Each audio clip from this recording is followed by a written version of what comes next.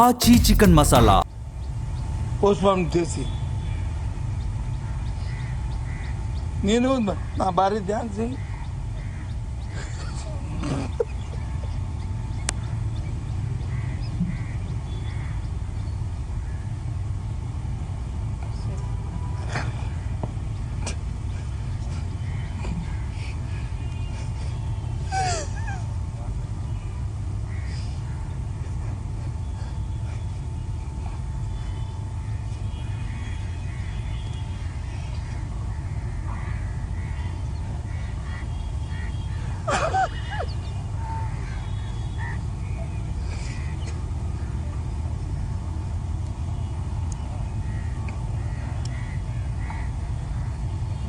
అందుకని ఇప్పుడు ఆయన పేరు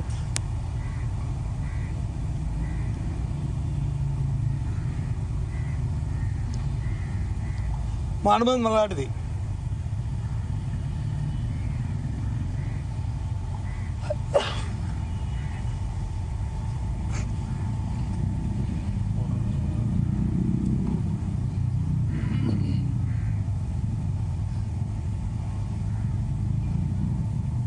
రాజకీయాల కోసం బతకట్లే, రాజకీయాల కోసం దిగుతాడు, రాజకీయాలు చేయట్లే, రాజకీయాల కోసం ఉన్న మాటలు మాట్లాడి లేని మాటలు తెచ్చుకోవట్లే. ఈ రాష్ట్ర చరిత్రలో ఎన్నో విషయాలు ఉన్నాయి ఈ గుండెల్లో. నీ సంగతులు కానీ, మీ పార్టీ సంగతులు కానీ, మీ నాయకుల సంగతులు కానీ అలాగే ఉన్నాయి. అలాంటి నేనేదో ప్రశ్న పెట్టి దాన్ని ఖండించడానికి రాలే. రాజశేఖర రెడ్డి గురించి మాట్లాడని చెప్పి వచ్చాను ఇక్కడికి.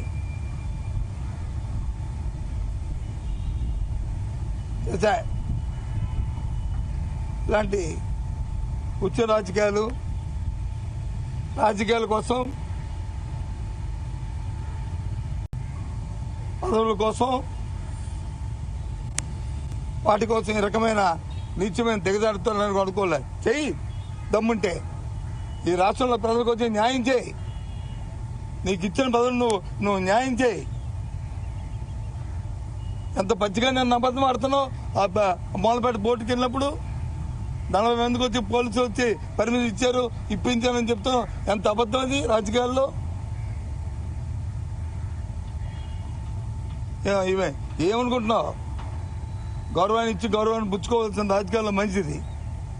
అంతేగాని రాజకీయాల కోసం, రాజకీయ పదవుల కోసం లేనిపోయిన దిగజారిపోయిన మాటలు మాట్లాడుతూ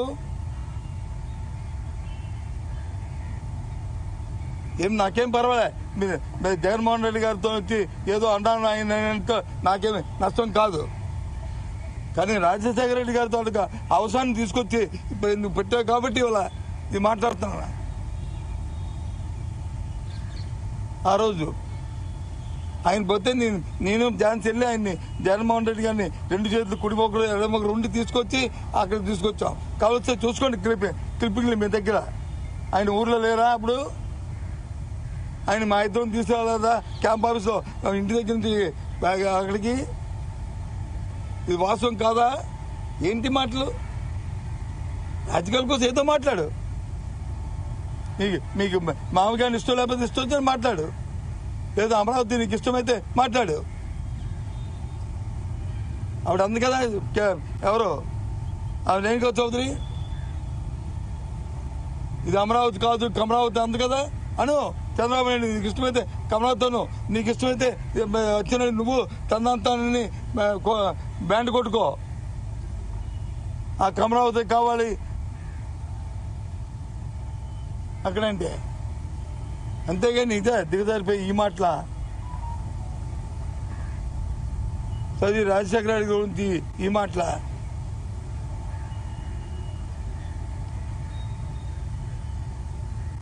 ఆ రోజు రిలయన్స్ తీసుకున్నాడు మా వంశీ చంద్రరెడ్డి. ఆ రోజు యుద్ధకానికి ప్రెసిడెంట్ గా ఉండే ఆయన తొలకాంశం ఈ సోషల్ మీడియాలో వచ్చిన ఇవి చూసి అది చేస్తే కాదని చెప్పి దెబ్బలు ఆపించింది మేమే కదా. ఆ రోజు మీనే కదా. కాదా? వాస్తవం కాదా? ఏంటి మాట్లాడు? నీకు ఇష్టమైతే జగన్మోహన్ రెడ్డి గురించి మాట్లాడు. రాజకీయంతో పోరాటం దితే, అంతేగాని చనిపోయిన మహానుభావుని రాజశేఖర్ గారిని తీసుకొస్తావు మళ్ళీ వీధుల్లోకి. ఎందుకు ఆయన తీసుకొస్తావు? ఏం చంద్రబాబు నాయుడు ఇదేనా చాలుగా బుద్ధి? నీ నీచమైన ఆలోచన, నీచ సంస్కృతి, ఇదే కార్యక్రమం.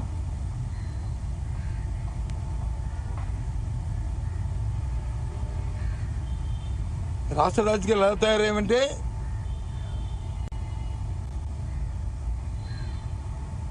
సభ్యత, సంస్కారం, ఒక సంస్కృతి ఏమీ లేవు. దానికోసం, ఆ రాజకీయాల కోసం, ఆ పదవుల కోసం ఎంత మాట అయినా మాట్లాడతారు, ఎంత రాత్రైనా రాస్తారు, ఎవరినైనా సరే మాట్లాడతారు.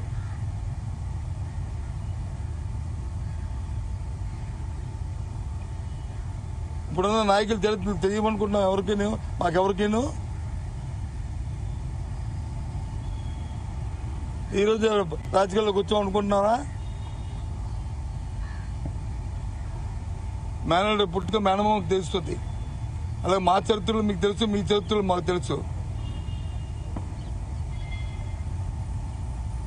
ఎక్కడి నుంచో కాదు. ఆంధ్ర రాష్ట్రం పుట్టినా, ఆంధ్ర రాష్ట్రం పెరుగుతున్నాం, ఆంధ్ర రాష్ట్రానికి కట్టుబడి ఉన్న మనుషులు మనం. ఎందుకు మావగారంటే మీ అంత ఉలిక్కెందుకు మీకు? రాజకీయంగా మాటల్లో తేల్చండి, రాజకీయాలతో ఆలోచనతో మాట్లాడండి.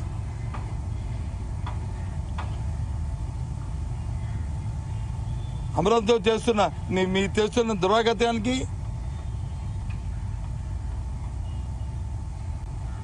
మీరు చేసిన అవినీతికి,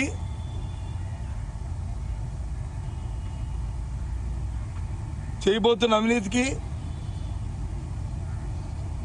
ఈ రాష్ట్ర తాలూకా ఆర్థిక పరిస్థితుల్లో ఇది మంచిది కాదు, ఈ ఉద్దేశం, దీనికి కూడా ఆల్టర్నేటివ్ ఉంటే బాగుంటుంది, ఆలోచించుకోండి అని చెప్పారు జగన్మోహన్ రెడ్డి గారు. తప్పే ఉంటుంది. నీ అవినీతి నరికెట్టుకోవడం చూడండి. మీ తాలూకా వ్యవహారాన్ని చెప్పండి. 3 సార్లు ఇప్పుడు ప్రెస్ కాన్ఫరెన్స్ పెట్టి చెప్పాం, ఒకదానికే సమాధానించారా? మనం నేను వచ్చి బిల్లు గురించి మాట్లాడితే నిన్న వచ్చి పెట్టి రివ్యూ పెట్టి అవన్నీ హ్యాండ్ ఓవర్ చేయడం, ఎలా చేయడం, మౌలిక సదుపాయాలు ఎలా కల్పించాలి అని ఇప్పుడు ప్రభుత్వంలో కదిలికి వచ్చింది. కాదా? వాస్తవం కాదు అది. 2 సంవత్సరాల తర్వాత నేను మాట్లాడిన తర్వాత కదా అది కదిలికి వచ్చింది. మేము మా పార్టీ మాట్లాడిన తర్వాత కదా. ఇప్పుడు వచ్చి ఎందుకు రాలేదు మీకు కదిలికది? ఎందుకు రాదు ఆలోచన? ఏంటి మాట్లాడుతున్నారు? ఏంటి నాకు అర్థం అర్థం? ఇష్టం రాజ్యాంగానా?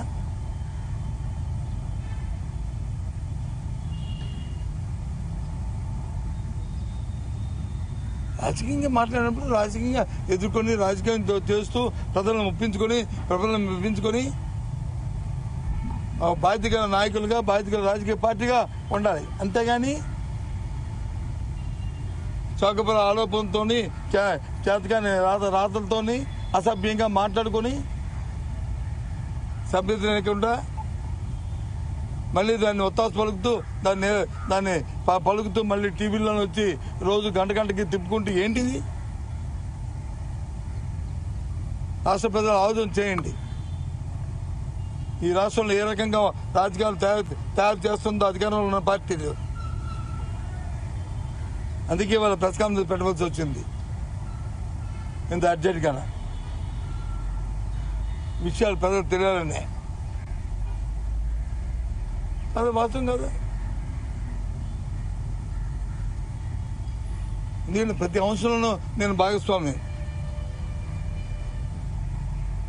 నేనేమి ఇప్పుడు ఇవాళ కొత్తగా రాజకీయాలు రాలే. దయచేసి మాట్లాడే మాటలను జాగ్రత్త పెట్టాలని, ప్రతి మాటను కూడా ఖండిస్తూ రాజకీయాల కోసం దిగజారుతారని చెప్పి అహంకారపూరితంగా ఈ రకమైన ఆలోచన చేస్తారని, ఇచ్చిన బాధ్యతలు మరిచి రైతులను వచ్చి రోడ్డు మీద ఇడిచి లేకుండా ఈ రకంగా ప్రభుత్వం తయారవుతుందని. ఏంటండి ప్రభుత్వం? ఎక్కడ ఉందా ప్రభుత్వం?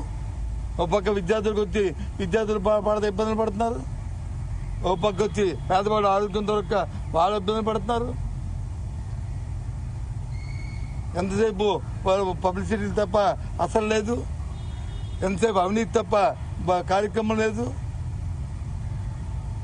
సరే, భారత రాజ్యాంగంలో ఇచ్చిన అవకాశం ప్రకారం ఒకసారి గెలిస్తే 5 సంవత్సరాలు అనుభవించాలి కాబట్టి, తప్పుకి అనుభవించాలి కాబట్టి ఇవాళ ప్రజలు అనుభవిస్తున్నారు. దానికి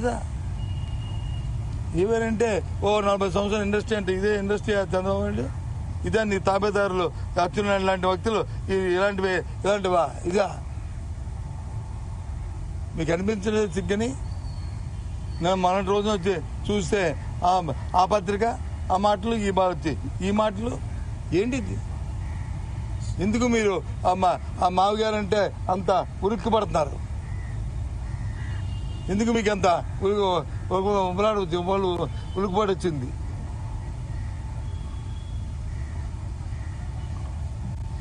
ఐఎమ్ సారీ, ఇవన్నీ చూస్తుంటే చాలా అసహ్యం అనిపిస్తుంది ఈ పరిస్థితి చూస్తుంటే. ఓకే, ఎవరైనా చెప్పండి. అంతే ఇది ఏముంది రాజకీయ కోణం? ఇందులో రాజకీయ కోణం ఇదే. వాళ్ళు ఒకటి దాన్ని వస్తున్న